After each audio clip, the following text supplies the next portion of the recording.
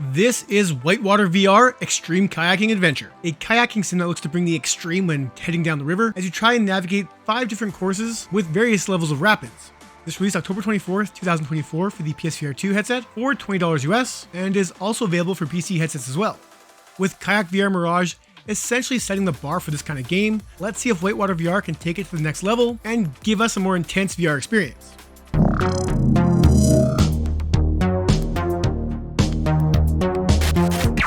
Hey folks, Ryan for the VR Grid here, and before we get to it, if you enjoyed this video, don't forget to like it, subscribe if you haven't, leave us a comment, and if you can't get enough VR, join us live every Thursday at 9 PM Eastern Time for the Virtual Boys podcast. And now, on with the review.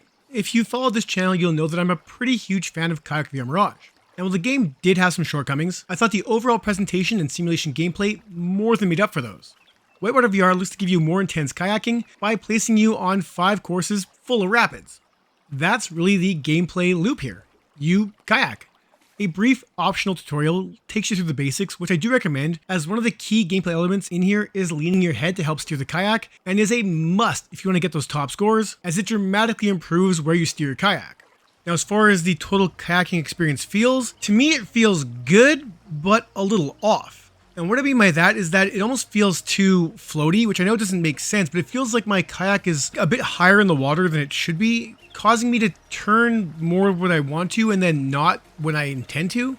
It's something I struggled through my entire time with the game, and I still haven't found a way to make it feel better, and it did impact my game way more so in time attack mode than the free ride, which is also timed race as well, so it's not really free ride.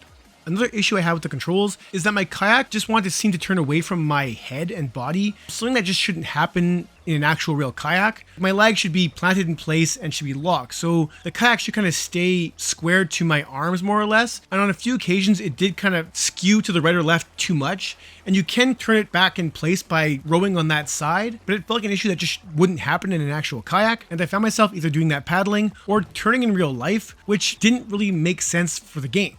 And this game is a single player experience, so if you want to race against others, tough luck. It's just about chasing the best time to get on the leaderboards. In Freeride, there is a timer you can toggle on and off, which indicates how much time has passed since you started racing, though if you don't care about that, you can still just chill, relax, and take in the sights. In time attack mode, you can play on easy, medium, or hard, and must navigate sections of each course in as fast as possible time, though there are crates spread about each course that do add time, though one of them is a bomb and will take away from your time, and I'm not gonna lie, I struggled huge in this mode. This mode really does task you to be as fast as you can and really not screw up at all. I mean, there's a little leeway, but not that much really. And that slightly floaty physics really got in the way of me getting the boxes I needed to get to the end of each course. In fact, I didn't, or at least haven't yet. And I just get game fatigue as I try again and again and again to get to the end of a course and just can't make it before time runs out. I've gotten close, don't get me wrong, but I haven't gotten there yet. And it's taken me so many tries that I'm just sick of playing the same singular course over and over and over, as the rest of the time attack courses aren't unlocked until you beat whichever one you're stuck on. In my case, the first one. Like I said though, when it comes to the free ride stuff, while I did struggle a little with the controls, it felt way more manageable in this mode, and still enjoyed my time on the water. Now speaking of water, it, along with most of the game, looks pretty damn good, though by no means is any particular aspect near perfect. The bar once again visually was set by Kayak VR Mirage, and this game honestly comes pretty close a lot of the time, but never quite gets that same fidelity. The water in the footage you're watching now looks much more impressive in social screen, but in VR, when you're just that much closer, you do see the flaws. The splashes of water just kind of look more like pixels, and this isn't necessarily a problem with this game, as that same issue did plague Kayak VR Mirage as well, but given the fact that this is more rapids, you just see the splashing a lot more, and it does look a little off. And I'm not even saying it's the fault of the game. Maybe it's just the headset and resolution that we just still can't get to that, crisp, each drop of water in your face kind of look. But it doesn't take away from the fact that it does look off.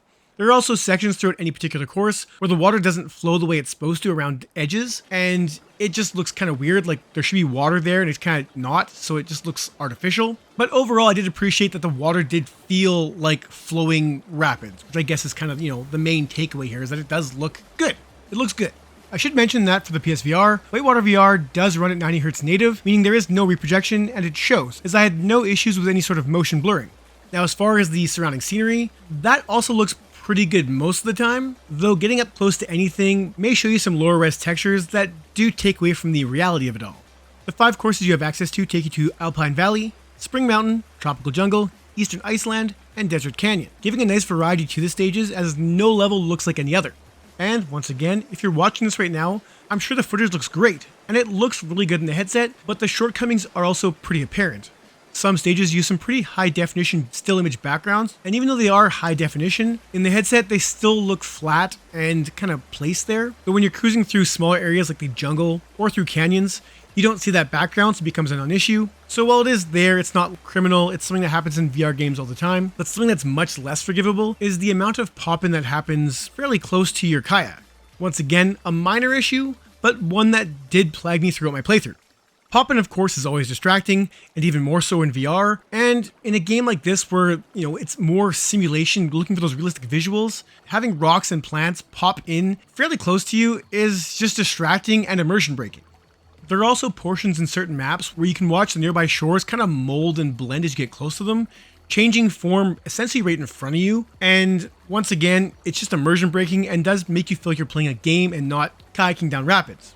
Now, once again, counter to all this is those photorealistic moments when you are taking in the jungle settings or cruising past volcanic rocks or a forest, and some of these moments look damn slick. Lighting effects are okay, reflections in the water look pretty good, and overall, I have to say this game looks alright, but for comparison's sake, the edge goes to Kayak VR Mirage. There's also more happening in that game compared to this one. Like, you'll see the same fish throughout each map, which was noticeable. I'm not like a fish guy or nothing like that, but when you see the same fish in the Arctic as you do in the jungle, it kind of raises a little red flag, and once again, hampers that immersion.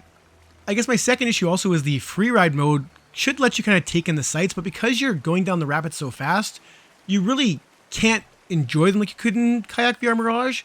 I know, it's not the point of the game, and I won't even deduct points for that, but I will bring it up because I did want to kind of check these areas out, and I would honestly love if the developers put in like a slower water mode and just let things be a little more chill, as I think what's here is still pretty fun to take in. The sense vibrations are apparently used to full effect in here, and I say apparently as I found the controller rumbling to feel fairly basic and at times artificial.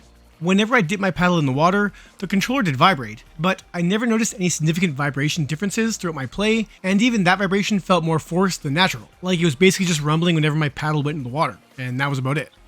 Now, as far as audio goes, if you get this, make sure you go to the options and turn it up, because for some reason, on my game, the default setting was so low I couldn't hear almost anything. Cranking the music and sound effects up did give me a light EDM soundtrack, which I thought was kind of weird, but ended up fitting the gameplay quite nicely, though I soon turned that down in favor of the ambient audio effects, which, once cranked, sounded pretty damn good. Water flowing and crashing around you sounded pretty decent, though I will say in some cases it did sound a little tempered. You're going down some pretty extreme rapids, and sometimes it kind of felt like more like a slower, lazier river. Other moments, you did feel like you were going down these crazy, fast-paced rivers and things were kind of crashing around you, the sound effects. So overall, I thought it was alright, just maybe you need some balancing. There are other occasional effects like birds making noises or cows mooing nearby that do kind of add to the, what's happening around you. But for the most part, it really is just you on the water, and I think the audio works pretty damn good.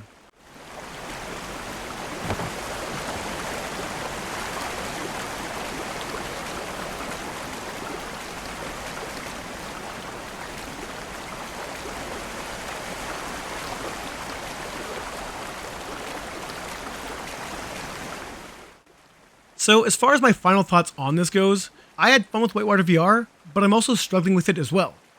That combination of floatiness and the challenges in the time attack mode really did kind of hurt my fun in that mode, to a point where I just wanted to stick to free ride and try my luck there. And it's fun, it's a workout. I definitely found myself sweating after just 2 rounds, as I was kayaking pretty damn hard because you need to in this game. You're going down rapids, and it does force you to work to get out of that, and that's awesome. When you finish a course, it does show you where you're placed on the leaderboards, but unfortunately, if you're viewing a course, it only shows the top 3 players, which kind of stinks because their times are so much higher than mine. I would love to know just how close I am to reaching them. And of course, I wish there was more maps and more content, but for $20, what's here, I can't really complain about, and I think if you wanted more action out of Kayak VR Mirage, you'll like this.